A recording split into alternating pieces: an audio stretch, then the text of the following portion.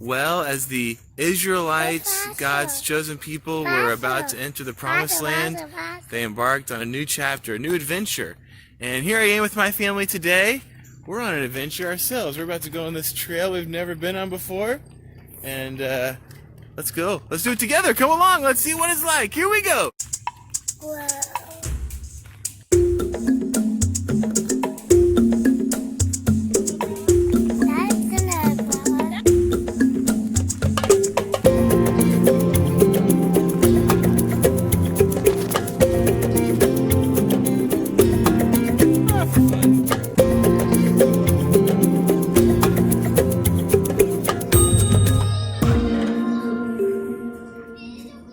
So last time we met, we were talking about the first 5 books of the Bible called the Torah. Well, today we're going to talk about the next section. It's another group of books, the historical books. In these series, I'm going to be going through the order of books that are probably the same order in your Bible. The next book of the Bible is a book called Joshua. It's about a guy named Joshua who led the Israelites into the Promised Land. In a way, kind of reminiscent of when the Israelites crossed the Red Sea in Egypt. The Israelites, they crossed the Jordan River when they entered into the Promised Land.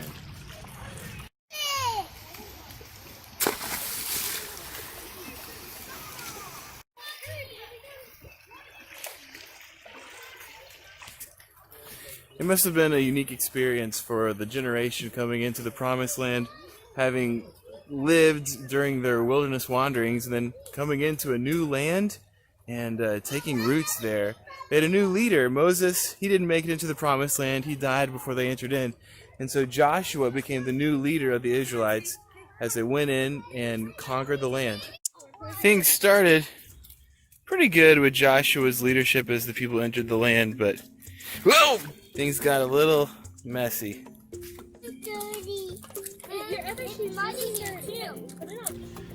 So Joshua overall was a really cool time in Israel's history. There was this spirit of courage as the people went into the Promised Land. But after that, things started to not go so well, spiritually speaking. The next book in the historical books is called Judges, and it records some downhill spirals with the people spiritually. The book ends with this phrase: "In those days there was no king in Israel. Everyone did what was right in his own eyes." And it's just really clear they need a spiritual leader. But what's really kind of cool is there's a gem of hope. The next book in the historical books is called Ruth, and it narrows down to this story about this family who has a need, and there's this guy who raises up. He's like a redeemer for this family named Boaz. So all I want to get into is the last little bit of this book. Check it out. It's a family line of this woman in the book named Ruth, who Boaz ends up coming and marrying and helping out. And descending from them, there's this family tree, and it ends with this: Obed fathered Jesse, and Jesse fathered David. And so the idea here is, whereas Judges left with this, like, we need a leader, Ruth ends with this family tree, which leads to a leader named David. And David's going to be a big deal. In the next books of the Bible, Samuel, David, this guy David is introduced. You may remember him as the guy who defeated the giant Goliath. That's him. Well, he becomes a really cool king, and God makes this really cool covenant with him where God promises that through his descendants there'll be this line, and we know eventually that it's going to lead to the coming Messiah, this rescuer that we're looking forward to. When I think about David, I think of really a high point in Israel's life in the Promised Land.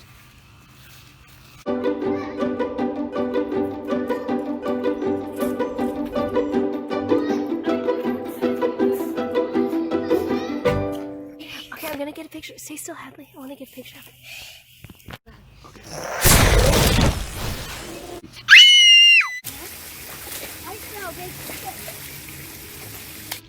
The kings that follow David often have a very sad history. The Promised Land, the people, they ended up dividing into 2 different sections: a northern kingdom, a southern kingdom, each with their own line of kings. There's many sins that are recounted in the Bible. Eventually, God does bring judgment. If you remember back to the end of the Torah, in the last book of the Torah, Deuteronomy, there is this offer from Moses: if you will obey, blessings; if you'll disobey, curses. And it even mentions their curses of exile. Well, the Israelites do become exiled. They're taken captive out of the promised land. The northern kingdom is taken by Assyria. The southern kingdom is taken into Babylon. It's a very sad part. They had to leave the promised land.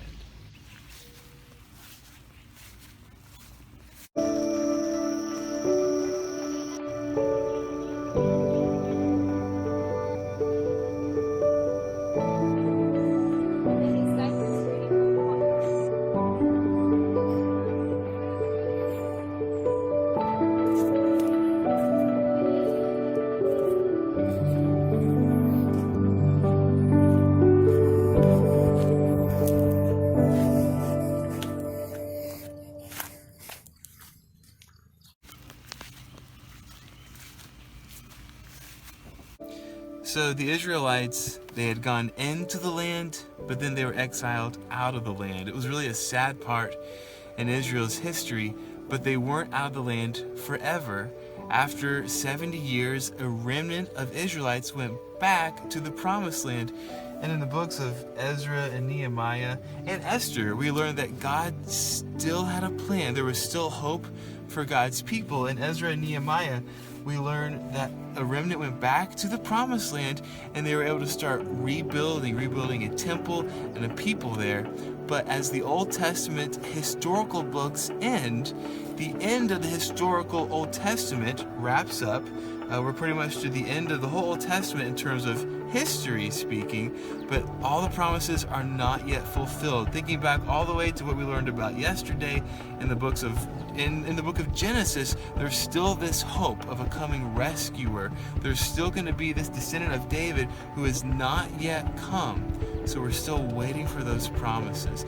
The Israelites really experienced ups and downs in this period. They went into the land, then they were having to be exiled out of the land, then a remnant goes back in the land. They were dealing with times of obedience and disobedience. That's really a reflection of my life, if I'm honest. I have days where I'm like, yay, Lord, but other days where I'm like, wow, God, I have really sinned. I need your forgiveness. Take a piece of paper and on it chart out your life. Think about your spiritual life from whenever you became a believer in Jesus up until now. It could be the last 10 years, 5 years, whatever, how many years. Think about some of the high points, some spiritual landmarks where maybe through some experience you feel like things were going well, and then think about some low points. Kind of do a chart and see where you are now in your faith, and pray, dedicate then the next 10 years of God's life to Him.